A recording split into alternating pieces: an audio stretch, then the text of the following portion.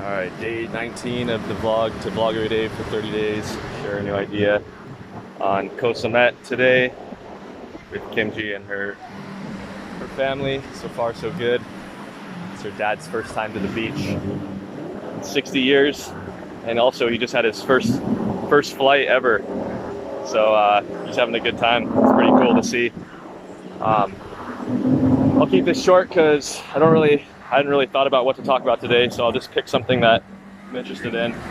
I'll talk about why it's bad to create goals.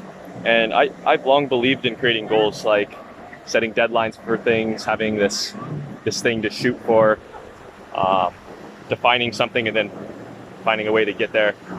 But I read a book a few years ago called How to Fail at Everything and Still Win Big by Scott Adams. He's the guy who created Dilbert. And the title of the book is a little bit misleading because it's actually a really good book on kind of the philosophy of life. But one of the things he mentioned is you should build systems and habits and processes into your life that move you in the direction you want to go. Because if you define a goal, you're then basically looking at the result and not the process or the system to get there.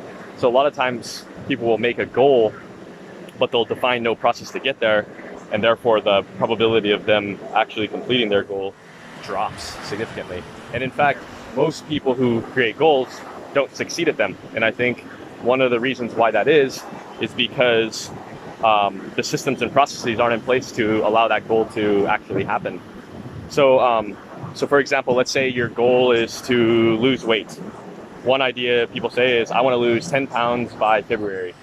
Right? It's in like a 2-month period from the new year. But think about instead, what is the process you need to do to lose 10 pounds? It's a combination of sleep, it's a combination of physical exercise, and it's a combination of diet, all the things that make up a healthy lifestyle. And instead of saying, I want to lose 10 pounds, say on Monday, Wednesday, Friday at 7 p.m., I'm going to put on my shoes and I'm going to go exercise for 30 minutes. That's, for example, one system or process you can put into place that will move you in the direction of losing weight. Another thing you might say is, I might sleep at least 8 hours a night every single night until I lose weight. Or you might say, I will not eat any sugar for the next 2 months. But the general idea is not like making these drastic temporary changes, but making changes and building systems and processes into your life that actually lasts a lifetime, because health is not a cycling thing, it's a lifelong process that we need to focus on.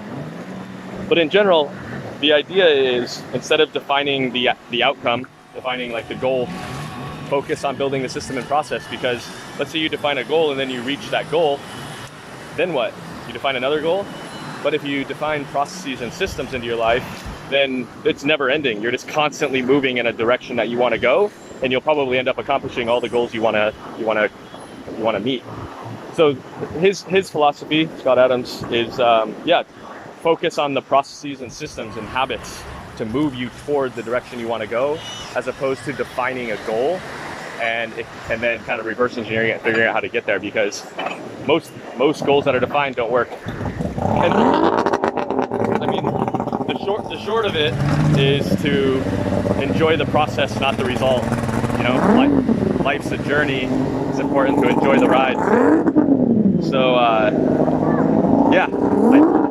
think I'll leave it at that for today. But I think it's an important one to think about. Focus on building systems and processes into our lives that move us in the direction we want to go, as opposed to focusing on the shiny object at the end, the goal. And constantly refine the systems and processes into your life, and eventually all of life gets better from there. That damn boat. All right, so that'll be it for day 19. See you all tomorrow.